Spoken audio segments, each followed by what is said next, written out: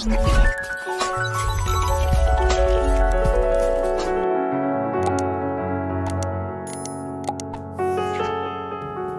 tout le monde. Bonjour, maître. Nous avons vu comment former des phrases. Et nous avons dit qu'il existe une phrase simple et une phrase composée. Ce qu'on appelle aussi phrase complexe. Une phrase complexe. Bien. Et nous avons dit pour exprimer des circonstances, vous avez le dernier cours, nous avons vu une leçon de langue et communication, comment utiliser les circonstances pour enrichir un texte, pour produire un texte. N'est-ce pas? Et nous avons parlé du lieu, du temps, de manière, de moyen. Bien. Aujourd'hui, nous continuons à parler de cette phrase complexe qui exprime une circonstance. Aujourd'hui, nous allons voir une circonstance ou deux circonstances qui sont un peu différentes par rapport aux autres, puisque nous utilisons les mêmes phrases pour exprimer deux circonstances différentes. Qu'est-ce qu'il suffit de faire? D'inverser l'ordre des phrases et choisir la phrase où vous allez mettre l'outil grammatical, c'est-à-dire soit une conjonction de coordination, soit une conjonction de subordination. Bien. Donc les phrases que vous avez devant vous, Hakimi ne pourra pas jouer car il est grièvement blessé. Donc nous avons ici exprimé une circonstance avec quel moyen? Avec car. Et nous avons dit car c'est une conjonction de coordination. Par contre ici, est-ce qu'on a employé une conjonction de coordination? Nous avons employé seulement, nous avons utilisé une virgule. Et bien sûr, vous allez comprendre que d'après le sens, on peut relever, on peut remarquer, on peut voir, on peut reconnaître une circonstance. Bien. Qu'est-ce que vous remarquez aussi? On a commencé par ne pourra pas jouer, et ici nous avons dit est grièvement blessé. Donc on a inversé les deux phrases. Ça veut dire quoi? Que ici on a utilisé car dans la deuxième phrase, ça veut dire que c'est une phrase subordonnée, et ça c'est une phrase principale. Phrase principale, phrase subordonnée. Subordonnée, ça veut dire qu'il dépend de notre phrase. Par contre, nous avons relié donc la deuxième phrase par car. Donc on a utilisé car dans la deuxième phrase. Donc on peut dire que cette phrase où nous avons mis la conjonction de coordination exprime une circonstance. Quel genre de circonstance elle exprime? La cause. Bien. Donc aujourd'hui, vous allez voir la cause, n'est-ce pas? Et si vous inversez les deux phrases, ça veut dire si vous utilisez cette phrase comme subordonnée, vous allez exprimer la conséquence. Donc la cause et la conséquence. Bon, vous avez plusieurs moyens d'exprimer la cause et la conséquence, que ce soit seulement par le sens. Par exemple, je suis mort de fatigue. En utilisant la virgule, on a exprimé la circonstance comment? Par juxtaposition, nous avons déjà vu, bravo. Donc, ici on a utilisé car, d'accord? Il existe d'autres moyens. Que ce soit des conjonctions de coordination, que ce soit des conjonctions de subordination. Est-ce que vous avez déjà entendu parler d'autres moyens ou d'autres outils grammaticaux qui expriment la cause? Oui? Parce que, bravo. Parce que. Donc on va dire, il ne pourra pas jouer parce qu'il est grièvement blessé. Voilà, très bien. Parce qu'il est grièvement blessé, oui? Puisqu'il est grièvement Blessé. Hein? À cause de sa blessure. À cause de... Qu'est-ce que vous avez fait ici? À cause de... Vous pouvez employer à cause de au début ou bien au milieu. Donc, à cause de quoi? De sa blessure. Donc, vous avez cherché quoi? Le nom. Le nom qui correspond À au verbe, parfois à l'adjectif, etc. Donc, et que vous avez certainement déjà vu la nominalisation à partir d'un verbe ou bien d'un adjectif. Exemple, malade, maladie. Blessé, blessure. Courir, cours, etc., etc. Nous avons déjà vu ça. Donc ici, il faut employer à cause de plus non. Qu'est-ce qu'on a dit? À cause de sa blessure. Voilà. Donc, à cause de sa blessure, Hakimi ne pourra pas jouer. Ou bien, on peut donc commencer par à cause de, ou bien, alors, reprenez la même phrase. À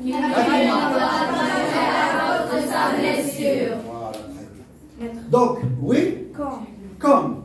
Donc, qu'est-ce qu'on va dire? Comme.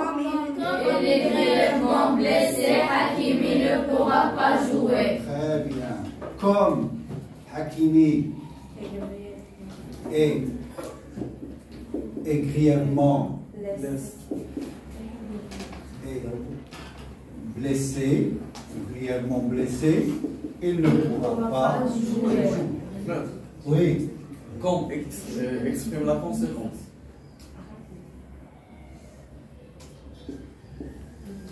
Hein? Oui. Bien, bravo. Donc, bonne question. Et déjà, tu m'as facilité le travail. Donc, pour vous dire que comme peut exprimer à la fois la cause et la comparaison, non pas la conséquence. Ok? La différence, c'est que si vous employez comme au début de la phrase, vous exprimez la cause. Si vous l'employez au milieu de la phrase, vous exprimez la comparaison. Exemple, il est rouge comme une... Hiba est rouge comme une tomate. Ou bien... Anas est rapide comme une flèche. Il est rapide comme une flèche. Avec sa façon de s'habiller, donc il est rapide comme une, n'est-ce pas? Comme une flèche. Donc, vous utilisez comme au milieu pour exprimer la comparaison. Par contre, supposons que comme vous l'avez dit, exprime la conséquence. Posez la question. Supposons que nous avons dit Hakimi est grièvement blessé comme il ne pourra pas jouer. Est-ce que c'est possible? Non. Même de façon prononciation, c'est très difficile. Hakimi est grièvement blessé comme il ne pourra pas jouer. Mais si on le met dans le début, on peut dire qu'il exprime la conséquence. Bien. Supposons que nous avons dit ici. Là, donc, comme Hakimi est grièvement blessé, donc il exprime la conséquence, comme tu as dit. Bon, la question, parmi les deux phrases, quelle est celle qui exprime la cause? Bon, ici, laissez comme. Il est grièvement blessé. Donc, voilà, il est grièvement blessé. Donc, grièvement blessé, c'est une cause qui a empêché Hakimi de jouer, n'est-ce pas? Donc, si vous dites Hakimi est grièvement blessé, donc nous avons dit qu'il exprime une cause. Ça veut dire quoi? Qu'il ne peut pas exprimer ici une cause et ici une conséquence, la même phrase. N'est-ce pas? Donc, on ne peut pas. Une phrase ne peut pas exprimer une phrase, ne peut pas exprimer à la fois une cause et une conséquence. Les deux phrases, une phrase, ça c'est conséquence par rapport à ça, et ça est une cause par rapport à ça. D'accord? Donc tu ne peux pas à la fois, avec la même phrase, exprimer la conséquence. Non, tu vas employer la cause ici et la conséquence ici. Donc, regarde ici, on a employé la deuxième phrase. Donc on garde toujours, sans employer comme, c'est une phrase qui exprime la cause. Donc si vous ajoutez comme, ça veut dire que vous exprimez la cause et non pas la conséquence. D'accord? Bien. Donc je répète que vous employez comme pour exprimer la cause ou bien pour exprimer la comparaison. Donc, nous avons déjà parlé de ça, la comparaison. Ok? C'est une circonstance aussi qui sert à comparer entre deux personnes, deux objets, deux lieux, etc. Bien. Donc, premièrement, nous allons résumer un petit peu ce que nous avons vu.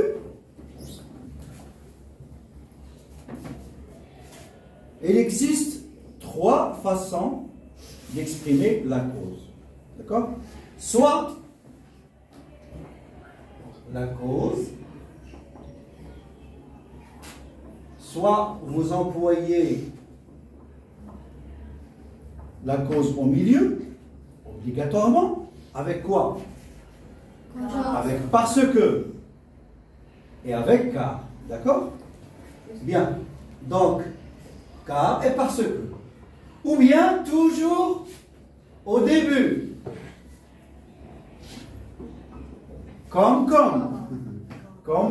Hein? Donc, comme s'emploie toujours au début de la phrase, n'est-ce pas? Toujours. Donc, ok? Soit au début ou bien au milieu. Ok? Soit donc premièrement, deuxièmement et troisièmement. Donc, soit au milieu ou bien au début. Exemple, donc nous allons 1, 2, 3, nous allons exprimer donc 1, on peut employer, comme nous avons dit, car et parce que. Ok? Puisque, toujours au milieu de comme, toujours au début. D'accord? Et troisièmement, les autres. C'est-à-dire, puisque, quoi d'autre? À cause de. Ou le contraire? Grâce à. C'est-à-dire que, à cause de, on l'emploie quand il s'agit d'une raison négative. À cause de sa blessure, de sa maladresse, de sa paresse, parce qu'il est paresseux, etc., de sa pauvreté. Et employer grâce à quand la cause est positive. Grâce à son courage, grâce à sa force, grâce à ses efforts. Bien. Ensuite, nous avons d'autres moyens. Coucou. Nous avons d'autres moyens, étant donné que. Étant donné que, c'est la même chose. Étant donné que.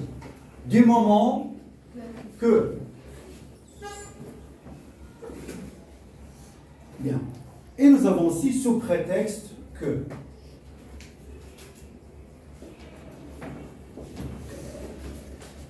Ok?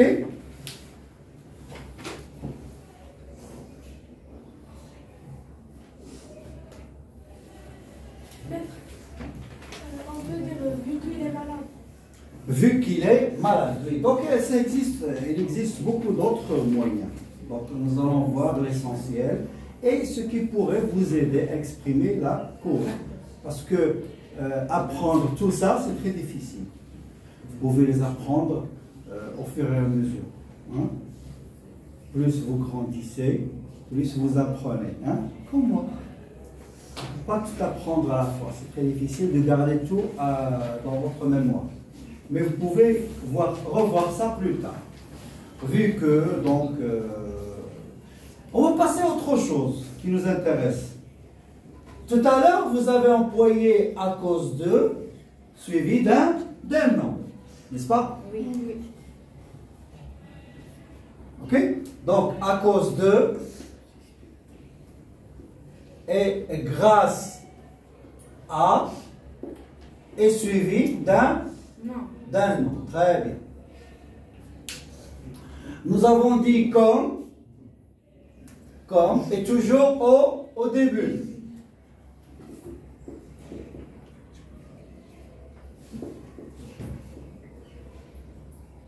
On parle ici de comme, de la cause, qui exprime la cause. Toujours au début.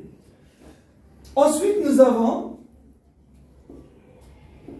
sous prétexte que. Sous prétexte que, ça, il exprime, bon, tout ça exprime une cause réelle. Il est blessé, il ne pourra pas jouer. Donc, il exprime une réalité. Par contre, sous prétexte que, vous l'utilisez quand vous voulez exprimer une fausse cause. Ça s'appelle une fausse cause, ou bien une cause fausse, qui n'est pas vraie. Seulement, celui qui exprime cette cause, il veut tout simplement ne pas aller, rester à la maison, ne rien faire. Hein? Donc, il crée une cause, même si cette cause est fausse. Donc, on emploie sous prétexte que. Exemple, sous prétexte que. Supposons que vous réveillez votre frère. Vous dites, allez, c'est l'heure d'aller à l'école. Bon, lui, il ne veut pas aller à l'école.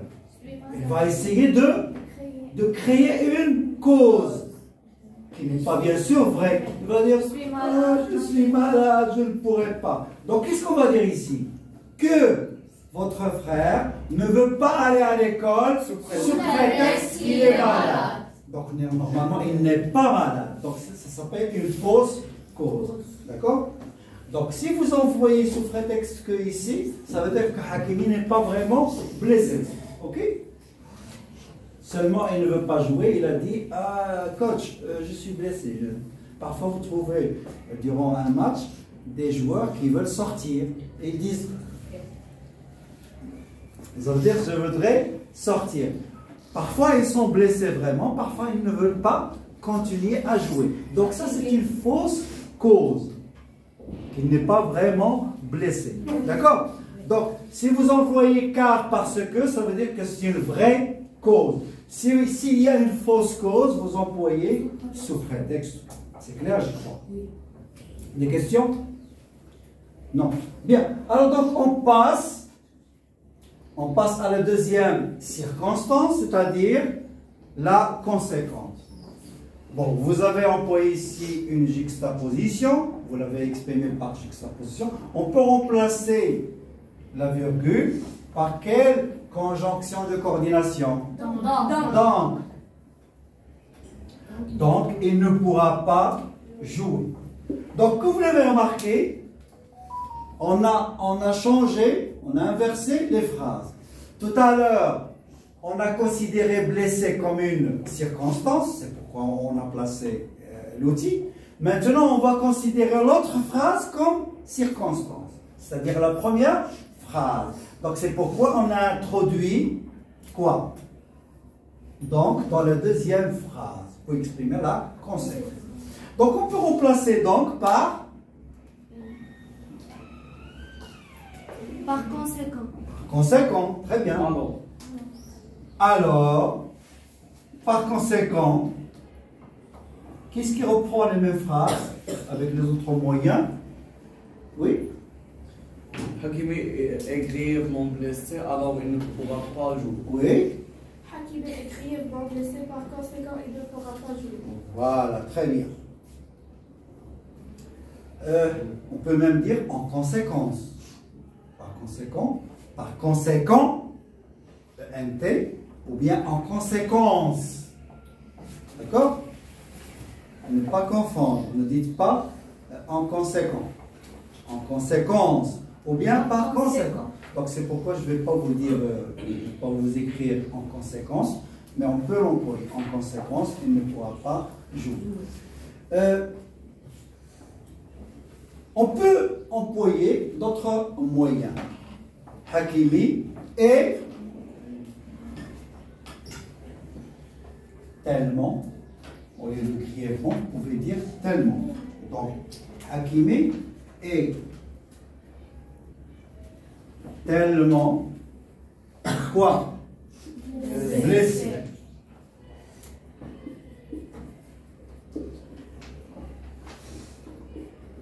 Hakimi est tellement blessé qu'il, donc vous voyez que c'est une double, c'est une expression composée qui se compose de tellement et que, d'accord? Il est tellement blessé qu'il ne pourra pas jouer. Bien. Donc, ou bien, on peut remplacer tellement par un autre moyen. On peut remplacer donc tellement par si. Par si. Alors, la même chose, Hakimi est si blessé qu'il ne pourra pas jouer. Donc, la même chose. Donc, vous remarquez que si a plusieurs sens, plusieurs emplois. On peut dire la condition, si vous êtes blessé, restez chez vous. Hein? C'est la condition. On peut dire, il est venu, si. C'est vrai, vous dites si, donc pour insister. On peut dire aussi si que pour exprimer la conséquence. D'accord? Donc si à trois emplois. Ok. D'autres moyens, on peut dire aussi, on peut employer trop, assez, pour. Assez, ou bien trop, pour. Exemple,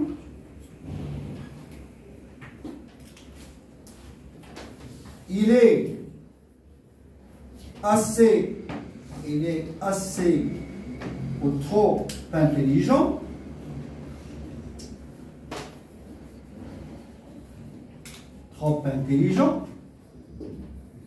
Alors, la suite. Par conséquent, qu'est-ce qu'il va faire? Puisqu'il est intelligent, il peut réussir, il peut tout faire, il peut trouver des solutions, etc. Donc, il est assez ou trop intelligent pour tout faire ou pour trouver la solution.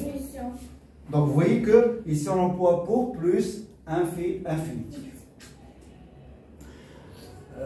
Donc, parfois, il est difficile d'employer certaines expressions. Par exemple, pour. S'il est avec assez ou trop, il exprime la conséquence. S'il est toute seule, le mot ou bien l'expression, pour, ou bien il va exprimer le but, je dois travailler pour réussir, et même il peut exprimer la cause.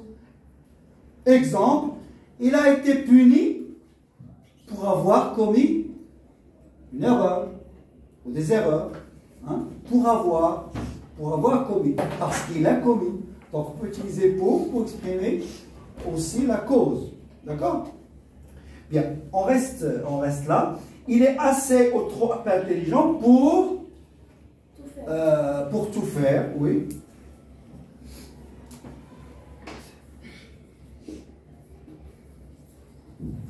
Très facile pour tout faire, ou bien pour trouver des solutions, ou bien pour nous aider, ou bien pour réparer le PC, l'ordinateur, ou pour chercher des solutions, etc. Ok? Donc, résumons un petit peu ça, tout ça. Qu'est-ce qu'on va dire? Nous avons la cause, nous avons donc, alors, toujours au milieu. Au milieu. D'accord? Toujours. On ne peut pas dire donc il ne pourra pas jouer, il est. Non, impossible. Comme, car et parce que. Ok? Donc, alors, la même chose par conséquent, donc, alors, par conséquent, toujours au milieu. Ensuite, nous avons tellement, ou bien si, et suivi de quoi? d'un participe ou bien d'un adjectif. Donc, de cette façon, si ou bien tellement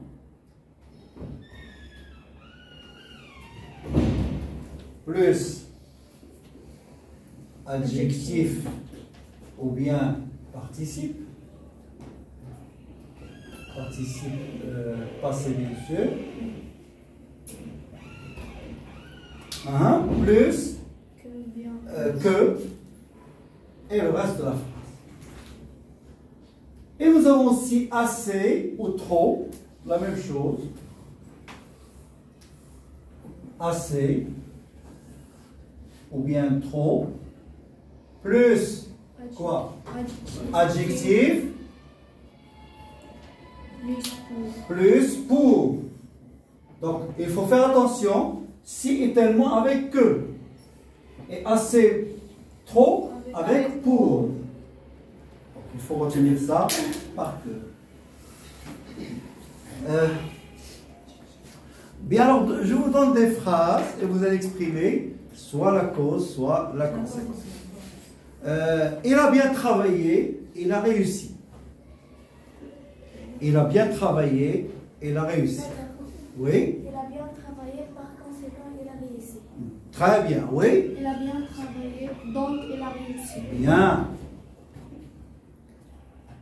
Ou bien la cause? Il a réussi car il a bien travaillé. Très bien. Elle a réussi parce qu'il a bien travaillé. Bien. Il a réussi puisqu'il a Bien travaillé. Oui. Il a réussi grâce à son bon travail. Hein? Il a réussi grâce à son bon travail. Il a réussi grâce à son travail ou à ses efforts, etc. Oui. Comme il a bien travaillé, il réussit. Bravo. Comme il a bien travaillé, il a réussi. D'accord? Je crois que c'est facile. Vous avez compris bien. Eh bien, merci. Je vous ai préparé des exercices qu'on va voir, qui va distribuer, qui comportent la cause et la conséquence. Donc, et nous avons les trois façons, soit la juxtaposition, soit la coordination, soit la subordination. Tu distribues, s'il te plaît.